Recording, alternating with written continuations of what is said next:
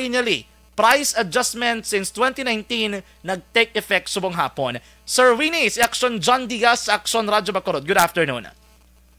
Ayos dyan, no? Good afternoon. Ngayong hapon, si mo, labi na sa atong mga workers na nagapamati sa imo programa. Yes, Sir Win. Last time, gin-interview diri sa Action Radio si Attorney Rodriguez and gin-confirma niya nga ang wage increase will take effect June 5. And kamo, naligad, medyo hesitant pagid kamo, Sir Win, to confirm and to celebrate about this. Subong, kay gin-implementar na. Anong inyo paglantaw sa nidiri? Ma-consider ni ana naton nga victory sa Parts and Labor Group, considering nga supposedly dapat mas mataas diri ang ginaayo naton nga wage increase. Well, hindi din man siya substantial, no? But for a while, this is an accomplishment, no, of the workers, no? Particularly the working class, no? In their bid for a more higher wage in order to meet the unabated increases in the prices of basic goods and services, no?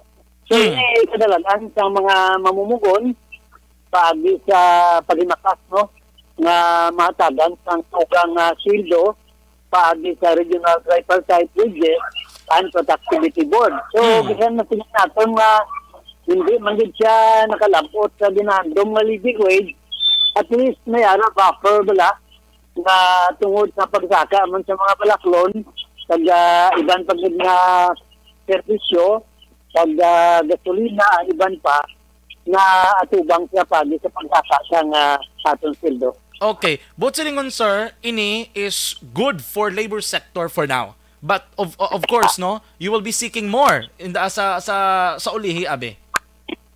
Well, of course, John, no, bilang sa totoo lang, pangtabon lang niya mo sang pagsaka sang 82 ka items, no, nga tagaan sang BPI sang ginatawag na suggested retail price. Kasi kabalo naman siya nga may domino effect ni pagsaka sang mga basic goods and services, saka man ang gasolina, buwas, kada everything goes up, no? So kinanglan ang purchasing power sang workers protection na, no, paagi sa tinatawag natin wage increase. Okay. Sir, kung para sa inyo, hindi pa enough, why would the management sector would say, hindi pa na masarangan? Kamo, gapati, kamo nga hindi pa na masarangan, subong? Well, kung hindi sila kasarang, sunod sa ila, sa pagatan sang nagataygo nga huminto sa sweldo, file sila petition for exemption, no? They have the right. May binyo man ang National Wage Board, pwede ka man ka-file exemption. For example, kung ikaw isa ka distressed establishment or you are suffering from financial reverses or makasilin kita di mga may calamity, no? Human-induced calamity and natural calamity, no?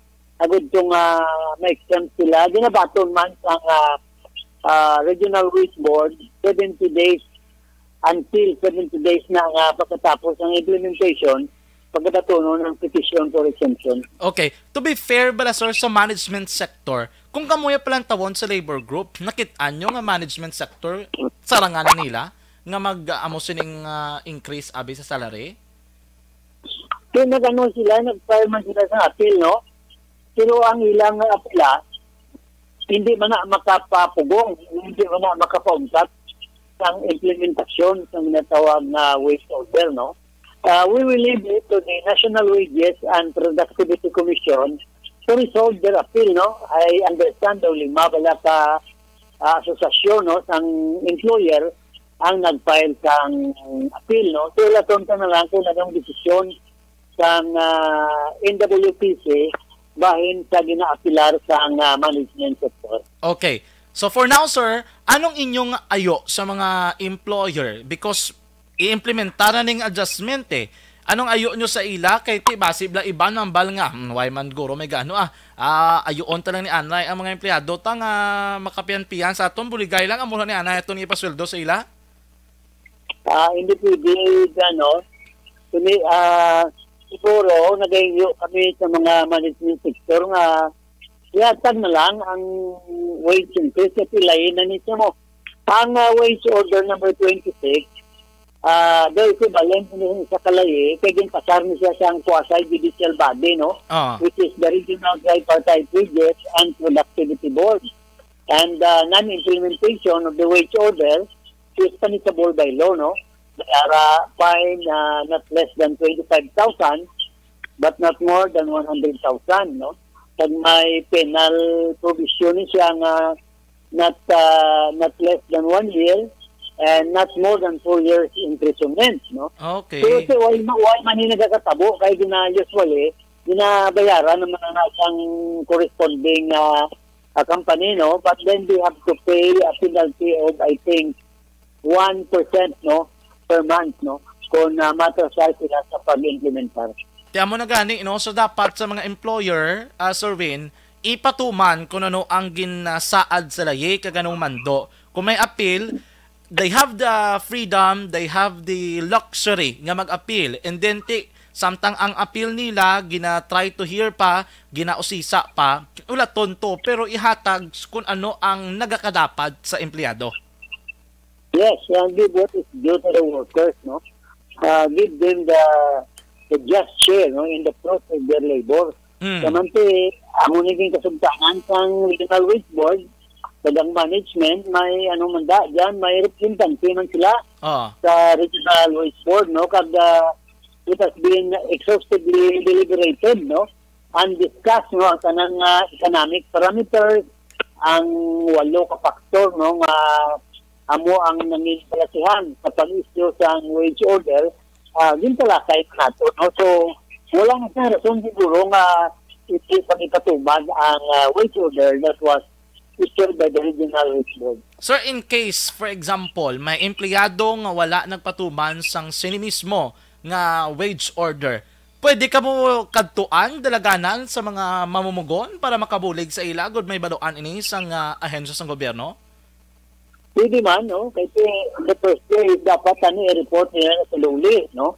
Department of Labor and Employment. Pero, kung daw nagkakahangawa sila kaya hindi sa kabalo sa proseso, pwede man sila makakadto sa mga labor advocate o sa labor organizations like Gawa, at ito nga mabuligan sila, no, nga makapile sa nilang reklamo for underpayment or non-implementation of the new wage order.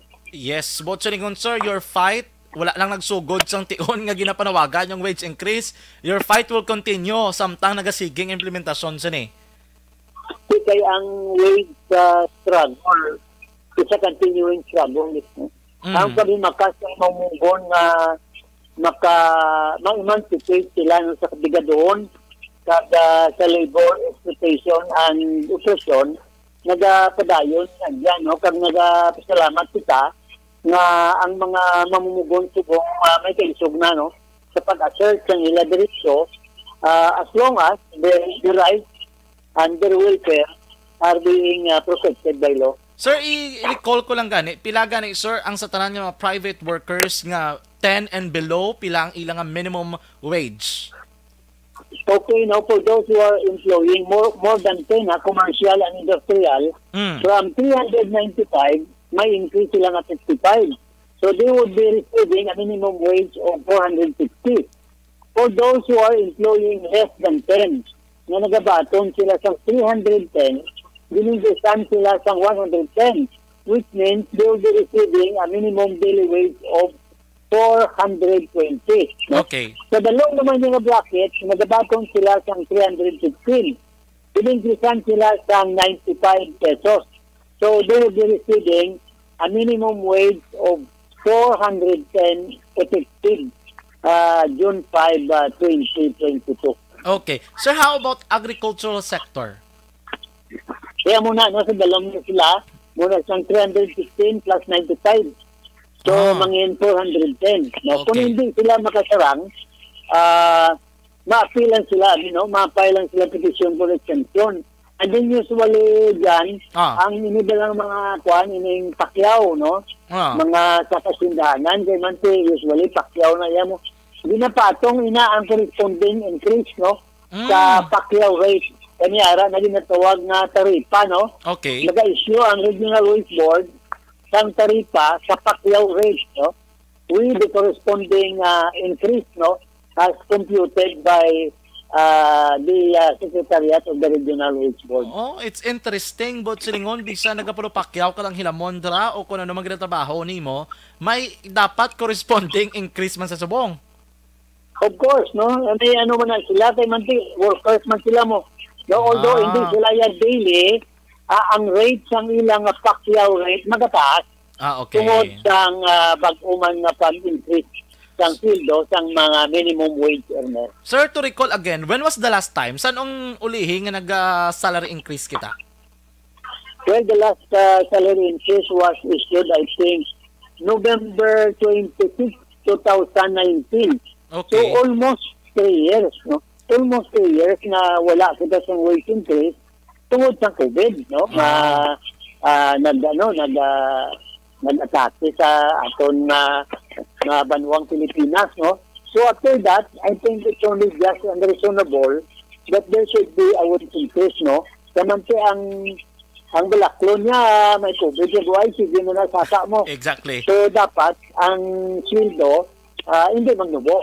Kundi masaka man siya para maprotehiran ang inatawag na purchasing power sa mga workers. Yes, Sir Win. Thank you so much, Gid. Congratulations para sa inyong grupo, sining inyong pagkampanya, pakigbato sa ni makaakson para mapasakaan ang presyo sa o kanang sweldo sa mga mamugon. Thank you so much, Sir Winnie Sancho, for joining us sining hapon. Sige, Jan. Thank you. Good afternoon. Nasa Tama.